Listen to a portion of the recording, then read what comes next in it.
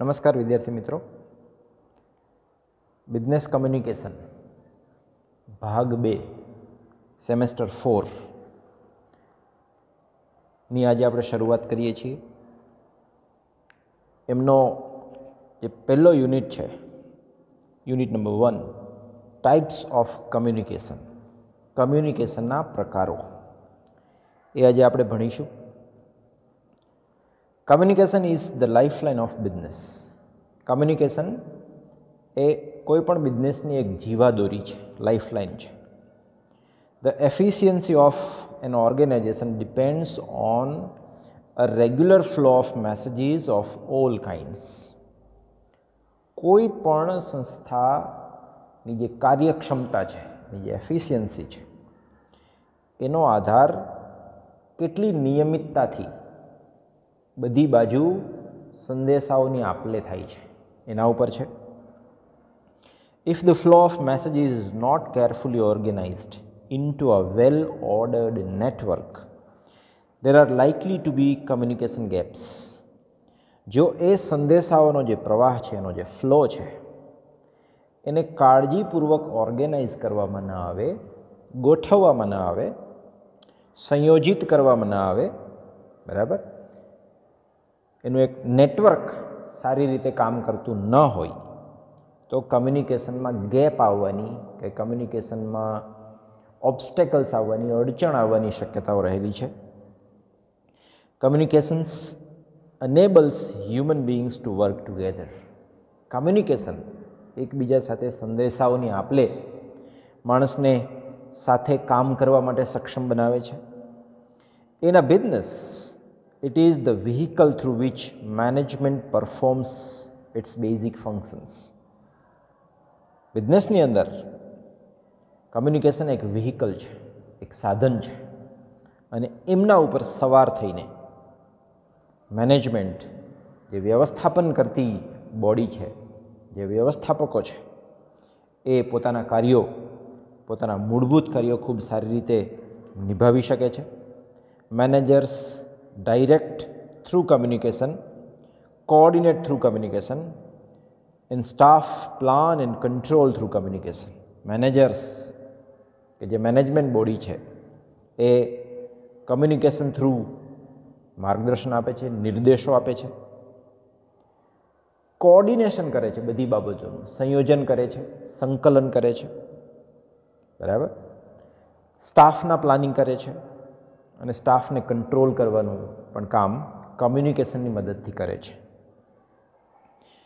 Communication is primarily divided into 2. મૂળભૂત રીતે મુખ્યત્વે કમ્યુનિકેશનના 2 ભાગ થયેલા છે, 2 પ્રકારોમાં એ વહેંચાયેલું છે. Internal communication and external communication. આંતરિક કમ્યુનિકેશન કે જે કંપનીની અંદર જ થાય છે, અને એક્સટર્નલ કમ્યુનિકેશન એટલે જે કંપની છે એમની બહાર એમને કમ્યુનિકેશન કરવું પડે છે, બીજી અન્ય કંપનીઓ સાથે, બીજી બ્રાન્ચીસ સાથે. તો પ્રાઇમરીલી મુખ્યત્વે એમના આ 2 ભાગ છે, 2 પ્રકારો છે, ઇન્ટરનલ કમ્યુનિકેશન અને એક્સટર્નલ કમ્યુનિકેશન. હવે આપણે જોઈએ internal communication. All the communication that occurs in conducting work within a business is known as internal communication. અહીંયા મુખ્ય શબ્દ છે within a business, within an organization.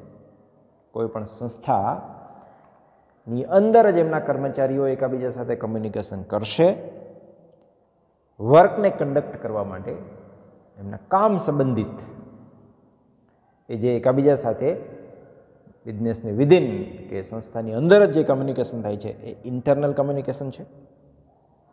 This is the communication among the business workers that is done to implement the business operating plan. બિઝનેસને ચલાવવા માટે, બરાબર, operating plan, બિઝનેસને ચલાવવા માટેનો જે પ્લાન છે, એમની યોજનાઓ છે, એમને અમલમાં મૂકવા માટે બિઝનેસની અંદરના, સંસ્થાની અંદરના જે કર્મચારીઓ છે, વર્કર્સ છે, એ એકબીજા સાથે કામ કરશે. ઇમ્પ્લિમેન્ટ કરવું એટલે અમલવારી કરવી. Internal communication takes many forms. Internal કમ્યુનિકેશનના ઘણા બધા રૂપો છે. It includes the orders and instructions that supervisors give workers.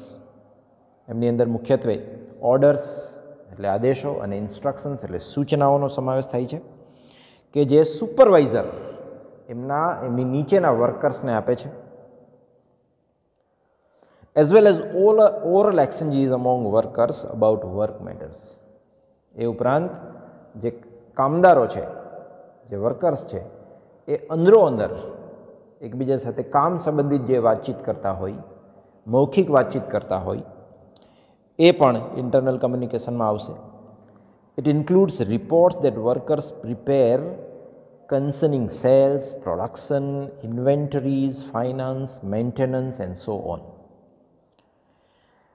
Workers જે રિપોર્ટ તૈયાર કરે છે, જે અહેવાલો તૈયાર કરે છે એમના કામ સંબંધિત, પછી એ સેલ્સના અહેવાલો હોય કે પ્રોડક્શનના હોય કે ઇન્વેન્ટરીઝ હોય કે ફાઇનાન્સ હોય કે મેન્ટેનન્સ હોય, આ કોઈપણ ક્ષેત્રનો જે અહેવાલ તૈયાર કરવામાં આવે છે અને એમના ઉપરી અધિકારીને આપવામાં આવે છે, એ આ બધા રિપોર્ટ્સ પણ ઇન્ટરનલ કમ્યુનિકેશનમાં જ આવશે. Communication within an organisation flows in many directions. સંસ્થાની અંદર જે કમ્યુનિકેશનનો પ્રવાહ છે એ ઘણી બધી દિશાઓમાં વહે છે. The communications have to move up and down the ladder or chain of authority as well as sideways between persons at the same level of authority. કંપનીની અંદર વિધિન એ સંદેશાઓનો પ્રવાહ છે અપ જઈ શકે, અપવર્ડ, એ ડાઉન આવી શકે, નીચેની તરફ, બરાબર. એ એક ચેઇનમાં પણ આગળ વધી શકે, A to B, B to C, C to D, D to E, E to F, એ પ્રકારની એક ચેઇન ઓફ ઓથોરિટી થઈ શકે, મેનેજરની નીચે, એની નીચે, એની નીચે. પછી સાઇડવેઝ પણ જઈ શકે, બરાબર. એક જ લેવલ ઉપર કામ કરતા સમસ્તરીય જે કર્મચારીઓ છે એ જ્યારે એકબીજા સાથે સંદેશાઓની આપલે કરે કામ સંબંધિત, ત્યારે એ સાઇડવેઝ કમ્યુનિકેશન છે. તો અપવર્ડ જઈ શકે, ડાઉનવર્ડ જઈ શકે, ચેઇન સ્ટ્રક્ચર હોઈ શકે, સાઇડવેઝ હોઈ શકે. Generally an organisation has a cone shaped structure. કોઈ એક સંસ્થાની અંદર સામાન્ય રીતે કમ્યુનિકેશનનું જે સ્ટ્રક્ચર છે, એમનું માળખું છે, એ કોન ટાઈપનું હોય છે, આઈસ્ક્રીમ કોન ટાઈપ, બરાબર. એમાં ઉપર ટોચ હોય, નીચે તળિયું હોય, બરાબર. The highest authority at the apex may be one person or a small group of persons like board of directors. એનું જે એપેક્સ છે, એમની જે ટોચ છે, એમાં ઓથોરિટી શાસન કરતી કોઈ એક વ્યક્તિ પણ હોઈ શકે અથવા તો વ્યક્તિઓનો એક સમૂહ પણ હોઈ શકે. દાખલા તરીકે બોર્ડ ઓફ ડિરેક્ટર્સ, બરાબર. એક ડિરેક્ટરનું બોર્ડ, એક બોડી, એક સમૂહ, એ એપેક્સ ઉપર, ટોચ ઉપર હોઈ શકે, એક વ્યક્તિ પણ હોઈ શકે. The number of persons down the cone increases until the base there are many workers who do not have authority. પછી તમે કોન શેપમાં જેમ નીચે આવશો, નીચેના લેવલે આવશો, એમ કર્મચારીઓની, અધિકારીઓની સંખ્યા વધતી જશે, બરાબર, ઇન્ક્રીઝ થશે. અને છેલ્લે સાવ તળિયે, બોટમ ઉપર વર્કર્સ હશે, મજૂરો હશે, કામદારો હશે, કે જેની સંખ્યા સૌથી વધારે હોય છે અને એમની પાસે ઓથોરિટી નથી હોતી, એમની પાસે કોઈ પાવર નથી હોતો, કોઈ સત્તા નથી હોતી. અહીંયા તમને એક કોન શેપનું એક ગ્રાફિક આપ્યું છે, ચિત્ર આપ્યું છે, તમે જોઈ શકો છો, બરાબર. મેનેજિંગ ડાયરેક્ટર કે board of directors A apex ઉપર હોય છે. એપેક્સ એટલે ટોચ, અને નીચે બોટમ આવશે. પછી વચ્ચેના જે લેવલ છે એમાં ચીફ એક્ઝિક્યુટિવ હોઈ શકે, સેક્શન મેનેજર્સ હોય છે, મિડલ મેનેજર્સ હોય છે, ડિપાર્ટમેન્ટલ હેડ્સ હોઈ શકે, પછી સુપ્રિન્ટેન્ડન્ટ્સ હોય છે, અને છેલ્લે જે મોટી સંખ્યામાં કર્મચારીઓ હોય છે એ વર્કર્સ હોય છે. આ communication structure of an organisation થયું. અને આ જ્યારે એકબીજા સાથે કમ્યુનિકેશન કરશે, નીચેનો એમના ઉપરના લેવલના કર્મચારી સાથે કમ્યુનિકેશન કરશે કે ઉપરના લેવલનો કર્મચારી એમના નીચેના લેવલના કર્મચારી સાથે કમ્યુનિકેશન કરશે, ત્યારે ઇન્ટરનલ કમ્યુનિકેશન કહેવાશે. આમાં જ્યારે માહિતી અપ જશે ત્યારે અપવર્ડ કમ્યુનિકેશન થશે, માહિતી નીચે આવશે ત્યારે એ ડાઉનવર્ડ કમ્યુનિકેશન થશે. અને એક જ લેવલ ઉપરના કર્મચારીઓ એકબીજા સાથે કમ્યુનિકેશન કરશે ત્યારે હોરિઝોન્ટલ કમ્યુનિકેશન થશે. બરાબર, સમસ્તરીય. Messages that move up and down the authority line are called vertical communication. આ પણ કમ્યુનિકેશનના પ્રકાર બાબતે તમે યાદ રાખી શકો. વર્ટિકલ શબ્દ, વર્ટિકલ એટલે ઉપર તરફ અથવા તો નીચે તરફ, ઊભી રેખા. બરાબર, ઊભી રેખામાં જે કમ્યુનિકેશન થાય છે પછી નીચેથી ઉપર જાય કે ઉપરથી નીચે આવે એ વર્ટિકલ કમ્યુનિકેશનમાં આવશે. આડી રેખામાં જે કમ્યુનિકેશન થાય છે એક જ લેવલે એ કમ્યુનિકેશન છે હોરિઝોન્ટલ કમ્યુનિકેશન છે. And those that move along persons of the same level are called horizontal અથવા તો lateral communication. મેં તમને કીધું એમ, person working at the same level, એક જ સ્તરે કામ કરતા કર્મચારીઓ એકબીજા સાથે કમ્યુનિકેશન કરશે ત્યારે હોરિઝોન્ટલ કમ્યુનિકેશન થશે, અપવર્ડ ડાઉનવર્ડ કમ્યુનિકેશન થશે ત્યારે વર્ટિકલ કમ્યુનિકેશન થશે. હવે વાત કરીએ vertical communication. Vertical communication is made up of upward and downward messages, flow of messages. એમાં માહિતી નીચેથી ઉપર તરફ જશે એટલે અપવર્ડ કમ્યુનિકેશન, ઉપરથી નીચે તરફ આવશે એટલે ડાઉનવર્ડ કમ્યુનિકેશન થશે. Information is transmitted from the top management to the employees working in the organization or vice versa. જે ટોપ મેનેજમેન્ટ છે, ટોચ ઉપર જે કામ કરતો ગણ છે એ જ્યારે માહિતી નીચે તરફ મોકલશે ત્યારે ડાઉનવર્ડ કમ્યુનિકેશન થયું, અથવા તો એનાથી ઉલટું, વાઇસ વર્સા એટલે ઉલટું, નીચે જે કામ કરતો મોટો સમૂહ છે એ માહિતી ઉપર તરફ મોકલશે ત્યારે એને પણ વર્ટિકલ કમ્યુનિકેશન કહેવાય. Vertical communication is divided into two. Vertical કમ્યુનિકેશનના પાછા બે પ્રકારો છે, તમને ખ્યાલ આવી જ ગયો હશે. Downward and upward communication. એમાં માહિતી જ્યારે નીચે તરફ આવશે ત્યારે ડાઉનવર્ડ કમ્યુનિકેશન, માહિતી જ્યારે ઉપર તરફ જશે ત્યારે અપવર્ડ કમ્યુનિકેશન થશે, ઉપર તરફ.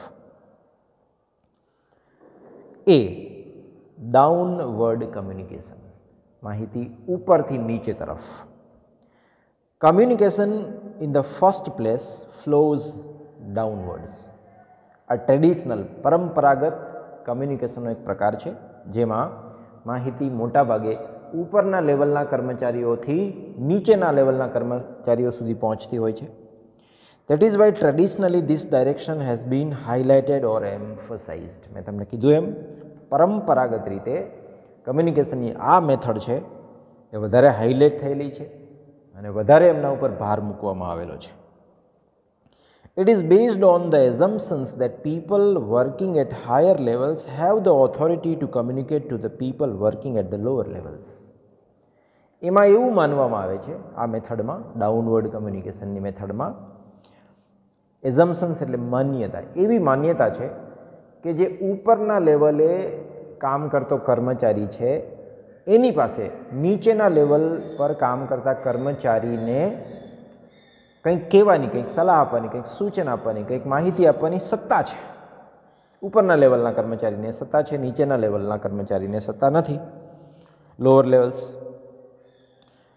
The common purpose of downward communication is to give instructions and information. Downward કમ્યુનિકેશનનો એક સામાન્ય હેતુ સૂચનાઓ આપવાનો છે અથવા તો માહિતી આપવાનો છે. Since the persons at the lower levels may not understand easily, downward communication should be simple and carefully explained. માહિતી ઉપરના કર્મચારીથી નીચેના કર્મચારી સુધી પહોંચવાની હોય છે, એટલે જ્યારે નીચેના કર્મચારીને માહિતી આપવાની હોય છે ત્યારે એ સારી રીતે અને સરળતાથી સમજી શકે એ પ્રકારે માહિતી તૈયાર કરીને મોકલવાની હોય છે, એમને સમજાય એવી રીતે, જેથી ઇઝીલી અન્ડરસ્ટેન્ડ કરી શકે. એટલે સિમ્પલ હોવું જોઈએ અને કેરફુલી એક્સપ્લેઇન્ડ હોવું જોઈએ.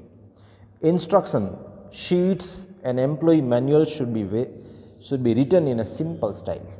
કર્મચારીઓને જે આપવામાં આવતી સૂચનાઓ છે અથવા તો એમના કામ સંબંધિત જે મેન્યુઅલ્સ છે, જે નિયમો છે, એ સરળ શૈલીમાં તૈયાર થયેલા હોવા જોઈએ, જેથી કરીને નીચેના લેવલ ઉપર કામ કરતો કર્મચારી એને સરળતાથી સમજી શકે. Downward communication may be sent down the chain of command or it may be sent to all concern together. Downward કમ્યુનિકેશનમાં માહિતી નીચે તરફ મોકલવા માટે પણ બે રીતો છે. એમાં એક ચેનલ પણ પ્રાપ્ત કરી શકાય, એમના દ્વારા પણ માહિતી છે મોકલી શકાય. ચેઇન એટલે એ હોય તો એ બીને મોકલે, બી હોય તો સીને મોકલે, સી હોય એ પાછો ડીને મોકલશે, ઈને મોકલશે, એફને મોકલશે. એક પ્રકારની સાંકળ બનશે.